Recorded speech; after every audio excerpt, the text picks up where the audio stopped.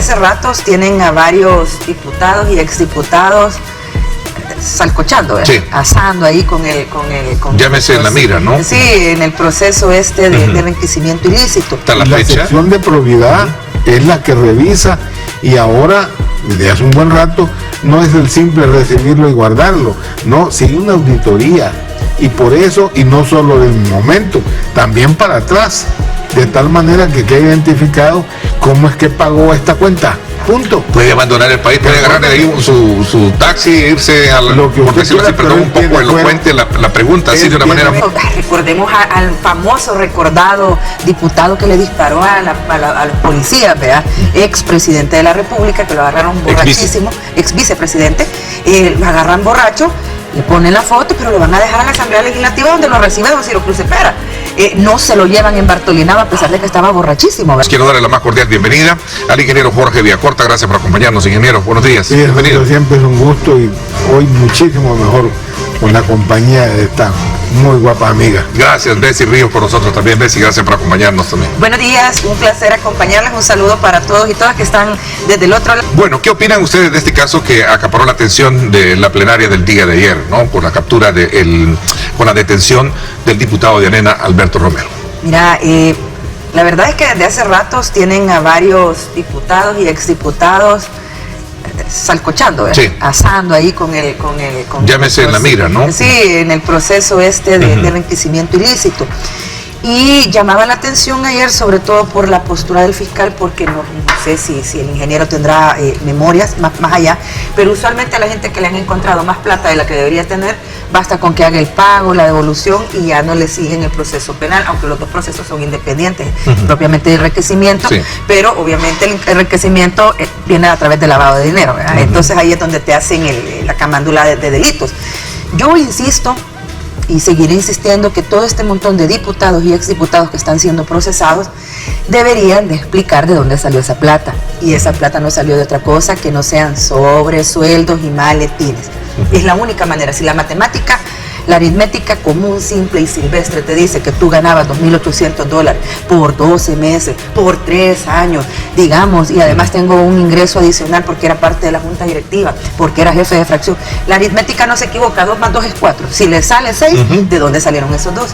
Y la única explicación para mí lógica, porque no quiero señalarles de que estuvieran haciendo cualquier otra cosa, es digan con claridad, les dieron sobre, les dieron maletines, como se gobernó este país fue de esa manera.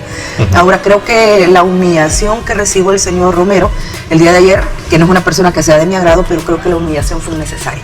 Creo que puedes hacer justicia sin humillar a tu oponente político. Ok, vamos a ver eso. ¿Comparte usted estos argumentos, ingeniero? Yo creo que el agregar el delito de lavado es lo que hace que tenga sentido penal totalmente.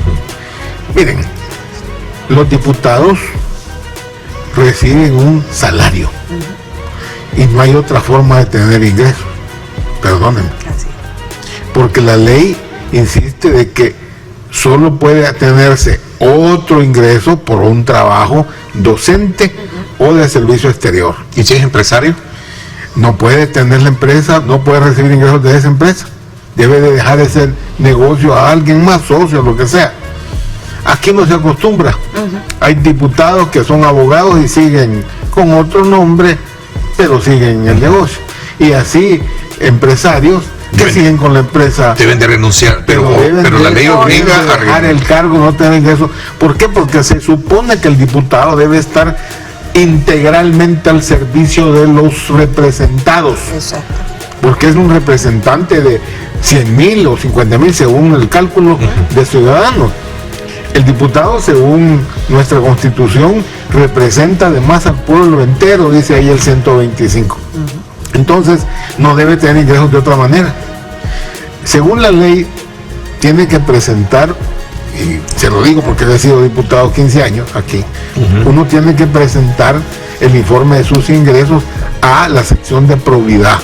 Hasta la fecha. La sección de probidad es la que revisa, y ahora, desde hace un buen rato, no es el simple recibirlo y guardarlo, no, sigue una auditoría, y por eso, y no solo del momento, también para atrás, de tal manera que quede identificado cómo es que pagó esta cuenta, de dónde sacó para esto, si estos son sus ingresos.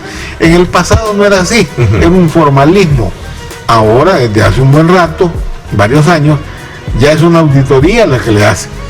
De tal manera que el parlamentario debe de saber que debe de entregar la información correcta, porque además de eso jura que lo que está diciendo es verdad. Ahí hay otra posibilidad de delito también. Entonces, bajo ese punto de vista, a mí sí me sorprende un poco la velocidad con la que se hace esto. Segundo, el diputado tiene fuero hasta que la asamblea se lo quita. Quita el fuero, porque dice, y fíjense bien, no juzga.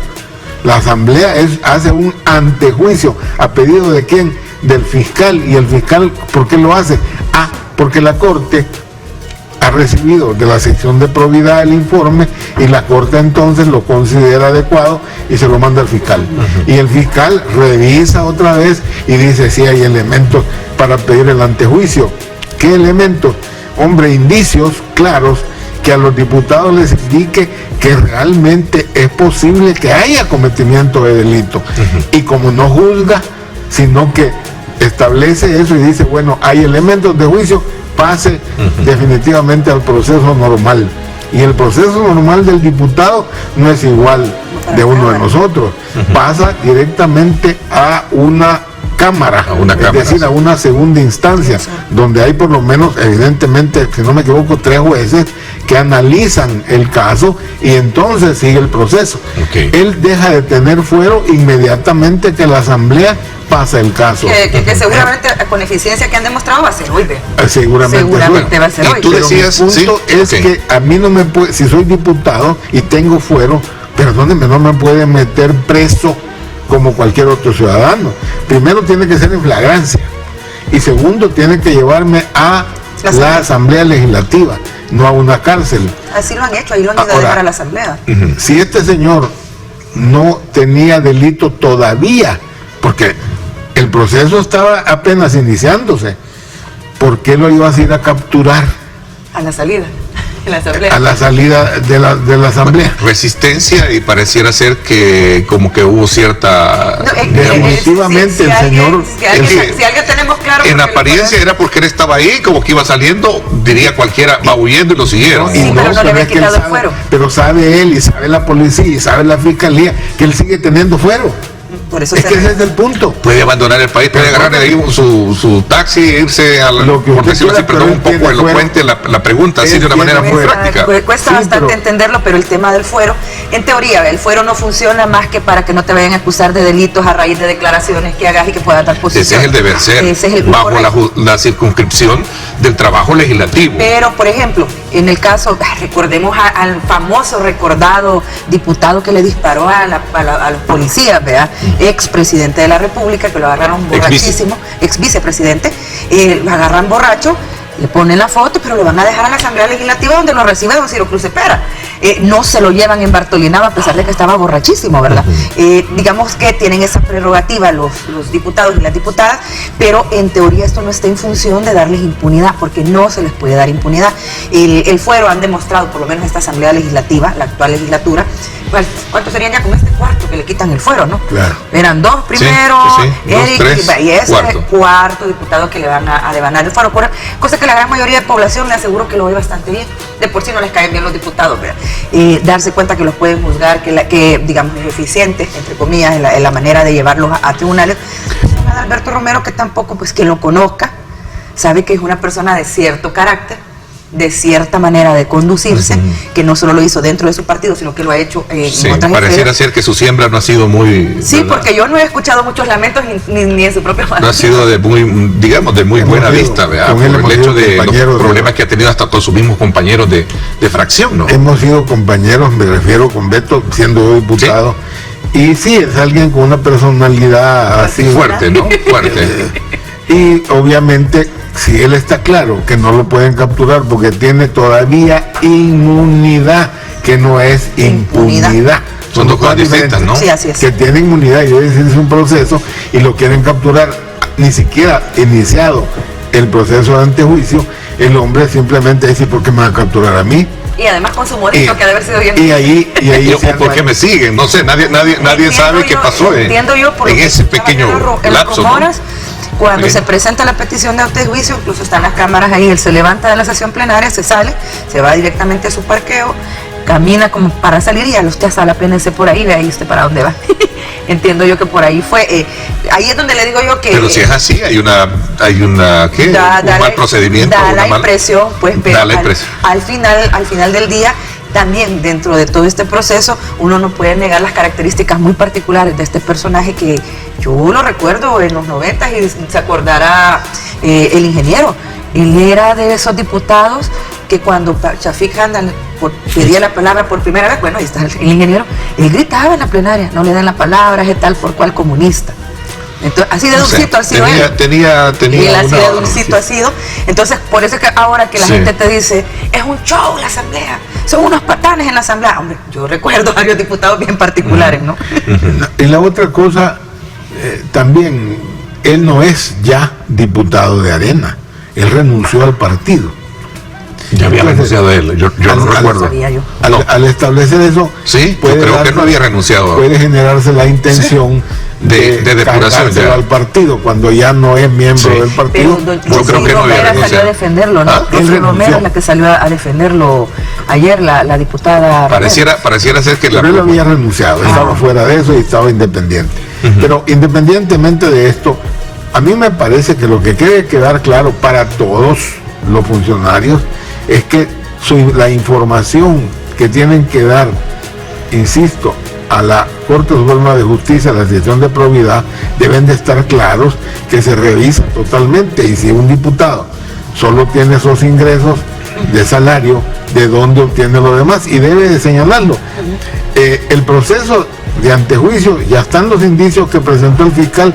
Cuando vaya el caso a la Cámara, ahí tiene todo el derecho el diputado de presentar sus argumentos y sus documentos que indiquen el origen lícito de esos fondos en cuanto a lavado, y el problema es por qué no declaró esos ingresos como correspondía. Sigue siendo el señalamiento eterno, ¿no? Todavía hay cualquier cantidad de funcionarios de los gobiernos de Salvador Sánchez Serén que no han terminado de presentar, porque la hoja de probidad vos la presentás al tomar el cargo y al salir del cargo. O sea que no es que no puedan ellos tener ciertos ingresos, un crédito, lo que sea, pues, pero tienen que declararlo inmediatamente. En la casa. Bueno, don Reinaldo Carballo tuvo la suerte, digamos, por decirlo de alguna manera, que se le murieron no sé cuántos parientes y el heredero, y así pudo explicar todo el cualquier mecanismo digamos, de alteración de su patrimonio debe de ser notificado. Y tienen que ir avisando, y tienen que ir explicando, mire, vendí la casa, claro, porque me saqué la lotería, porque Pérez se sacó la lotería, ¿se acuerdan? El señor diputado, la suegra que vive en el heredó, le vendió y le regaló una casa. Así es. Eso tiene que reportarlo, así de simple. Se sacó la lotería como se sacó la lotería, pues también. Entonces, y recuerden, eso fue la entrada, sí, pero la revisión no es solo del día de la entrada o del año de la entrada, es para atrás. Eso no se hacía antes, hoy sí se hace todo, y qué bueno que así sea, porque el diputado tiene la obligación de estar de cara a los ciudadanos, y por consiguiente, hombre, si hace leyes, debería ser el primero en cumplir con la ley. Claro. No, han habido empresarios de autobuses que han seguido, y que es una concesión, en todo caso. Hemos tenido diputados que entraron sin nada y salieron teniendo rutas de buses, vea. Y ahí ya espero yo que algún día aparezcan, porque esos intereses de estar aprobándoles las concesiones económicas al sector transporte, cuando los diputados y diputadas eran dueños de líneas y de buses, era una perversión. A mí lo que me parece interesante, y creo que nadie está en contra, es de procesar este tipo de cosas. No puede ser de que llegues de diputado con una mano adelante y otra atrás y de repente salgas con tremenda mansión. Y como le digo, o sea, al final del día, para mí, sobre todo estos diputados que han sido diputados de manera histórica y que, bueno, se conoce que empezaron siendo muy, muy humildes y de repente cambió su vida impresionantemente. yo creo que deberían de decir la verdad. Siéntense y digan, mire, por aprobar esto nos dieron tanto, por aprobar esto. Insisto, y deberían de insistes en ese tema, ¿no? Sí, que debe de haber una especie de, esos son los de voluntad para decir, miren, realmente sí. Bueno, de hecho ya muchos confesaron que sí lo recibieron, ¿no? Sí, sí, es que todo el mundo sabe que existieron. Hay diputados y diputadas que de eso vivieron. Cualquier cantidad de diputados, que esa es la fama que tuvieron, ¿no? De que no daban el voto y no aparecía el maletincito y no había la transferencia. Entonces, si de esa realidad venimos, no entiendo yo cuál es la insistencia de estar en este tipo de procesos y quererte vender la persecución política. Aquí se suman otros casos que se están ventilando por esa misma línea, ¿no? De otras personas, de otros funcionarios. Para mí es simple, si la aritmética es sencilla, es 2 más 2 es 4, si vos tu salario es tal, en 12 meses te tiene que sumar tan menos descuentos. Pero me refiero yo al sentido de que hay otros casos ahí, por ejemplo el de la señora Lorena Peña, está también el de, a ver si no mal no recuerdo, también está el que fue presidente del Tribunal de Eugenio Chincas, en fin, tantos hay. Pero cualquiera puede decir, bueno, ¿y esto que solo para ellos o para quiénes más? Porque ahí hay muchos que se preguntan en el universo de, bueno, y aquí de qué estamos hablando, ¿no? Bueno, aquí hemos tenido diputados que han confesado y han salido culpables de darle $500,000 a la ONG de la esposa, y de repente solo pago el impuesto y regreso a la plata y se acabó y no los han procesado. Ahora, no de eso los diputados, esto va más allá. ¿Cuántos alcaldes violentando la ley, la CAP, haciendo todas las picardías, hacían contratos con grandes beneficios? Y la gente lo sabe en el pueblo, aquí en un lugar determinado, por decir algo, vaya, y qué lindo, me da la cabeza. Y dice, mire, este alcalde o lo que sea tenía esto, aquí vivía y esto. Y la oposición considera que esto es una persecución política. Ahí creo que está mal esgrimido el discurso, porque volvemos al mismo tema. O sea, la aritmética es simple. Vos ganaste un salario durante 12 meses por 3 años menos descuento, digamos un crédito. Si vos tenés la documentación tenés que justificar, pero ¿cómo es que les aparecen más de $100,000 de repente? ¿Cómo le aparece y no lo han notificado? Bueno, ya no digamos el señor Romero que dice probidad. Entonces, ¿qué pasó ahí? Sí. Pues debió haber notificado todos esos ingresos para evitar este tipo de problemas. Son como 19, creo, y la observaciones. Otra cosa que diría yo también es que debería subirse la capacidad punitiva de obligar al funcionario a que presente en tiempo su declaración. Ese es el tema. Porque tanto de un gobierno como en este momento, la cantidad de funcionarios de este gobierno que no han presentado su informe de probidad, y llevamos para el 4º año más, va a terminar el periodo y no han presentado su documentación, y que hay una pequeña multa que no sirve de nada. Todo es para ocultar esto mismo que estamos diciendo, y no se da cuenta la persona de que se complica más, porque pasando el tiempo, después recuperar documentos que comprueben que yo hice un ingreso legal se vuelve muy complicado, porque uno pierde los registros, uno se perdió un recibo, etcétera. Entonces, a mí me parece el consejo para todo funcionario es que debe de cumplir con la ley. ¿Por qué no presentar el informe? Y la otra cosa es, no hay duda que otros funcionarios en los gobiernos anteriores, desde que le invitaban a participar en el gabinete, le decían cuántos son tus ingresos actuales, y eran personas de altos niveles educativos y de experiencia, y decían con toda tranquilidad, mira, mi salario en el banco o en la empresa son $5,000 porque así soy el gerente de tal cosa. ¿Y cuánto es el salario de viceministro? 2,800. ¿Y cómo me voy a ir yo para eso? No, te lo vamos a compensar con un bono. Me queda clara la opinión de ustedes. Y eso estaba, después se ha visto que estaba legalizado, si no, mire la comisión. La doctora, ¿a dónde quedó la comisión? Sí, la doctora Rodríguez, por cierto, confesó de que lo dijo con claridad, y yo iba a traer mi sobrecito. Es decir, eso ha existido. También hubo otro, varios, cuando estuvo en la comisión. Bastante gente lo aceptó. Y ojo, un llamado también a esta legislatura. 2 comisiones han tenido, la de los sobresueldos y la de las ONGs. ¿A qué horas van a parir el protocolo, el procedimiento, las herramientas, los lineamientos para que eso no vuelva a pasar? Porque si la cosa se iba a quedar en este show de llevar a la gente y hacer el espectáculo, qué mal. Porque estas comisiones ya han entregado. Claro. Me queda claro ese tema ya desde la opinión de ustedes, que quería conocerlo. Pasemos ahora a examinar también el otro acontecimiento que marcó la pauta el día de ayer en la sesión plenaria, cuando elige a los 3 nuevos funcionarios que van a estar al frente de la Corte de Cuentas de la República, y desde luego entre ellas pues está ya nombrada la presidenta de la Corte, que es la licenciada Roxana Ceredonia Soriano de Biau. están también 2 magistrados más. ¿Qué opinan ustedes de esta nueva selección, sobre todo en el contexto de los grandes desafíos que hay en el país, porque se tenga una robustez pertinente en un ente tan importante y controlar cómo se manejan nuestros fondos? Ayer se escogió 3 personas, de las 3 una viene con reenganche, ¿verdad? Porque uno ya estuvo en la administración anterior.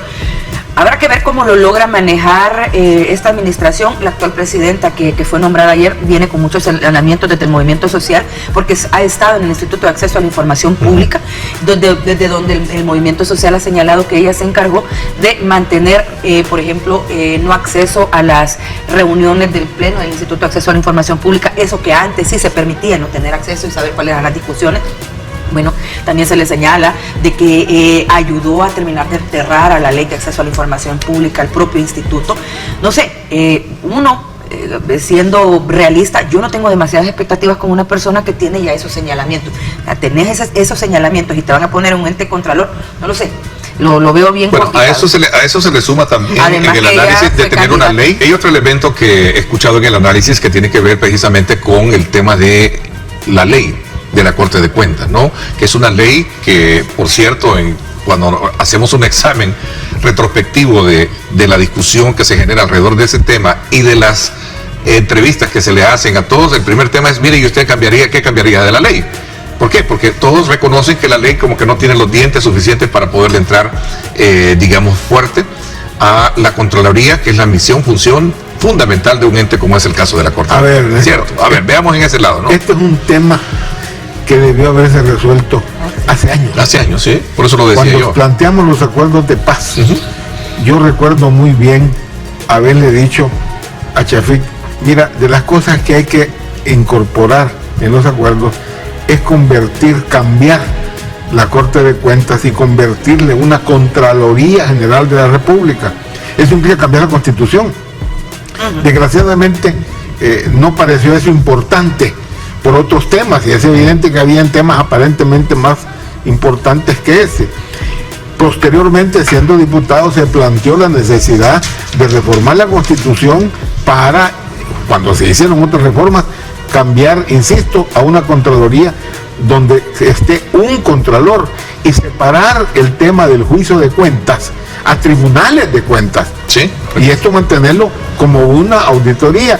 Esas experiencias están en el mundo, en Costa Rica, para ser muy cercano, yo vivía allá, el rol del procurador, primero selecto cada 9 años, está totalmente fuera de los intereses partidarios y es una persona de un prestigio del carajo, porque es el que se encarga de revisar las cuentas del manejo de la cosa pública, de los intereses de todos los ciudadanos, no solo los que estamos aquí, hasta de mis nietos, porque van a terminar pagando esos préstamos y si no se sabe cómo se manejaron o cómo se hicieron, bueno, entonces eso nunca se hizo y se sigue manteniendo con una ley. Yo participé en esa ley en la que se trató de hacer lo más que se pudiera, manteniendo el tema del juicio de cuentas adentro, y por eso magistrados, juicio de cuentas y al mismo tiempo auditoría. El problema es que eres auditor y al mismo tiempo juzgador. ¿Me explico? Sí.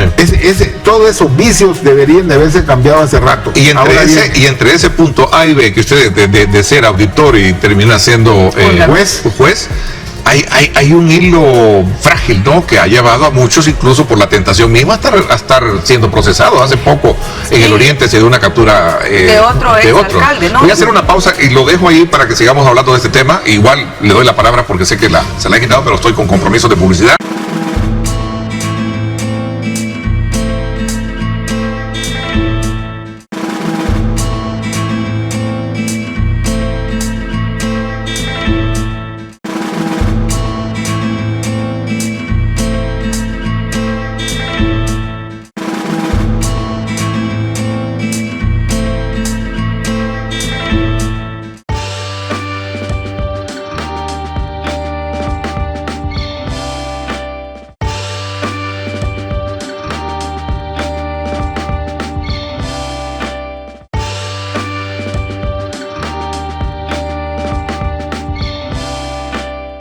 Continuamos nuestra conversación esta mañana en un análisis sobre los acontecimientos que marcaron la pauta el día de ayer en la Asamblea Legislativa con Bessie Ríos y también don Jorge Villacorta. Don Jorge, quiere darle la palabra sobre todo porque lo interrumpí, porque creo que era importante hacer énfasis de que recientemente fueron capturados varios funcionarios de la Corte de Cuentas, ¿verdad? Precisamente acusados sobre esa base de ver que ya alteraban los informes de auditoría en estas alcaldías. Digo, acusados, ¿verdad? Entonces, entre ese rol de ser auditor y juez, hay mucho tramo, insisto, de tentación. Y apunto nada más, hoy que el doctor Félix Ulloa ha planteado reformas constitucionales, hombre, y las van a hacer evidentemente, es el momento precisamente de hacer las cosas bien en este caso. Y lo que no se hizo hace años, crear una Contraloría General de la República con toda la modernidad que existe ahora de la Contraloría, que no es simplemente llevar cuentas, fíjate, se llama Corte de Cuentas, no, si es que ver resultados también, debe de haberse auditoría de gestión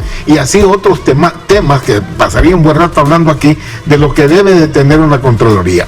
Por otro lado, la elección de estos señores ha seguido el mismo proceso que yo siempre consideré incorrecto, porque antes, como lo resolvían los partidos, era uno para vos, uno para mí y otro, vean que se reparten entre ustedes. La famosa gobernabilidad, ¿verdad? Porque no existe en el reglamento de la Asamblea Legislativa un capítulo que diga de la elección de funcionarios de segundo grado. A pesar de que sí existe una sentencia de la Sala de lo Constitucional 2009-2018, donde les hizo un punteo de cómo deberían de hacerlo, desde el movimiento social, una de las personas que más impulsó eso fue Eduardo Escobar, ¿no? De cómo el barómetro, el baremo, el tema de las credenciales, es decir, hacer un perfil del cargo para que la gente llegue. Pero aquí, por ejemplo, tenés funcionarios que ni siquiera tienen la carrera de especialización en el lugar donde los están poniendo.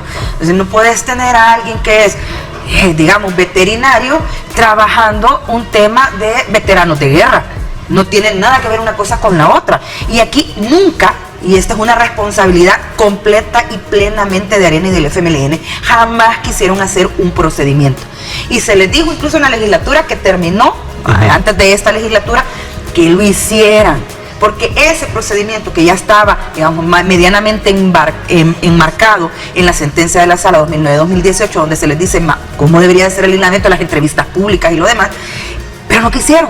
¿Por qué? Porque simple y llanamente querían seguir teniendo el privilegio de poner a mi amigo, poner a mi chero, ir repartiendo cargos, tener gobernabilidad y creer, que eso fue lo más soberbio, creer que se iban a mantener en el poder.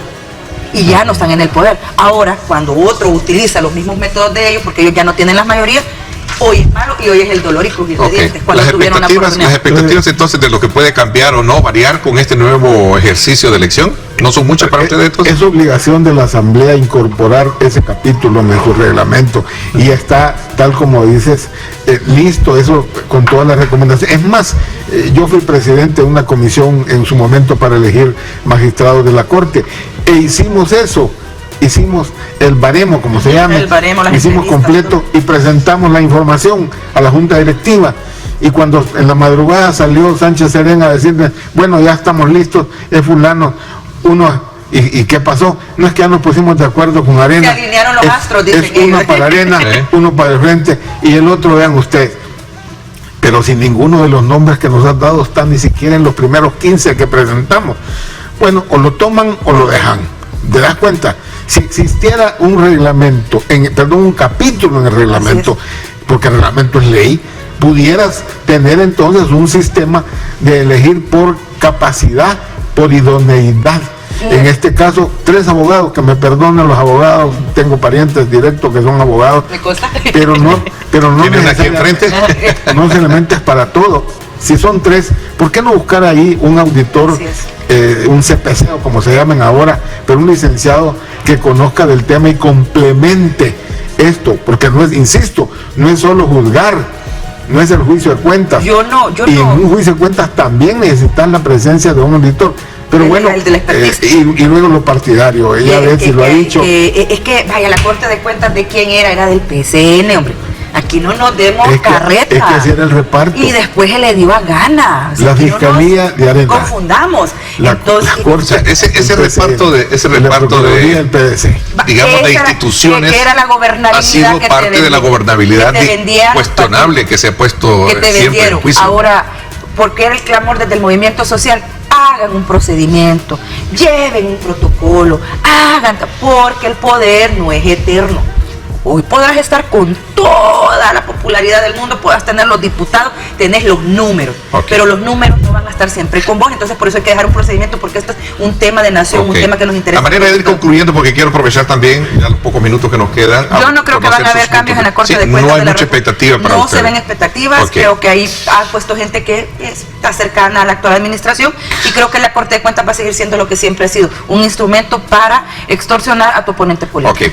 A ver, cuéntenme un poco sobre, y yo me he venido preguntando, creo que también lo hemos analizado en otros escenarios contigo, Bessie, es el tema de no veo emerger o digamos jugar un papel el caso de las fórmulas presidenciales hoy en día, ¿no?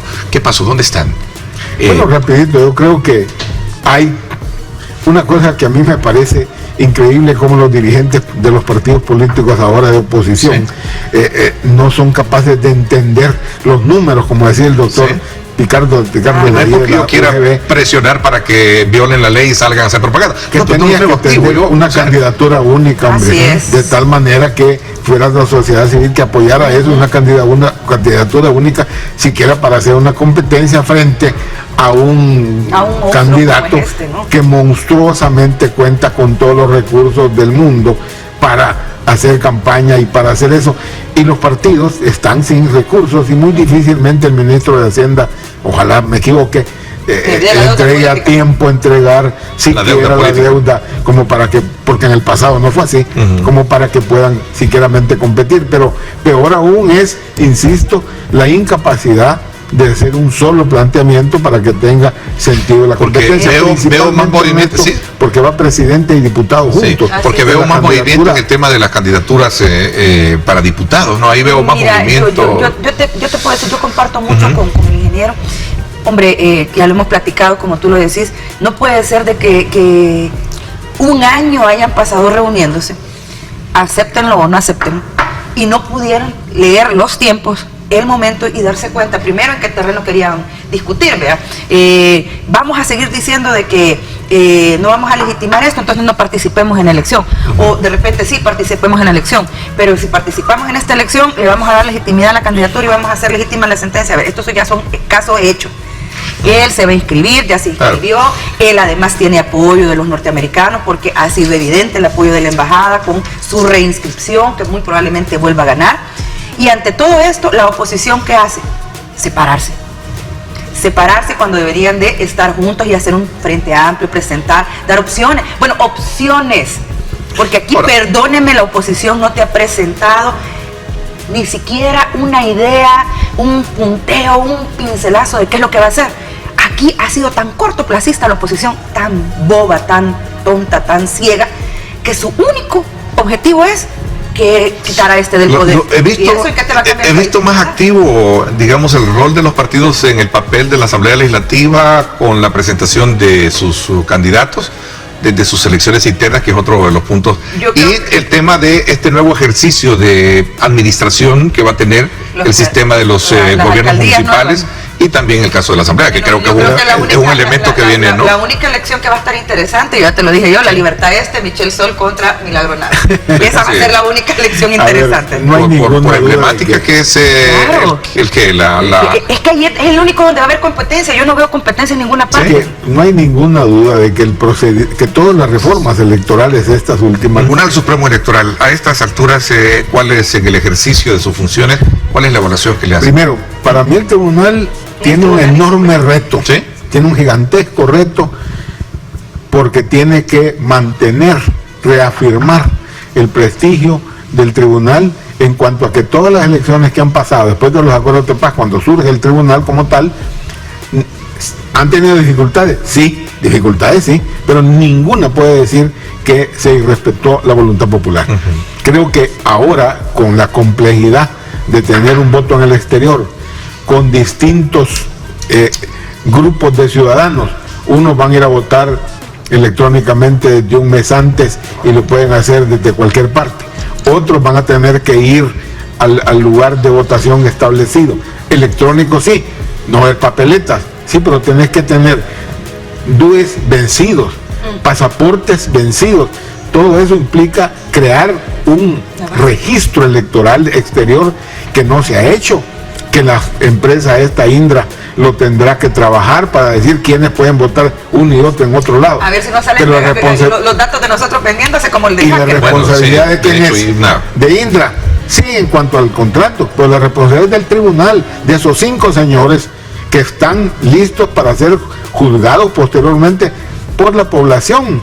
A mí me parece que hasta ahora están desarrollando, con las dificultades del caso, la ley se la aprobaron muy tarde, el voto en el exterior, los recursos parece ser, me decían que habían reducido para las auditorías, que es el otro tema clave para garantizar eso, pero bueno, el tribunal tiene un personal ya a estas alturas especializado, muy capaz, y mis respetos para ese personal que trabaja de cabeza, y yo creo que los magistrados tienen ese respaldo, y ahora se toca de que funcionen y operen a derecho.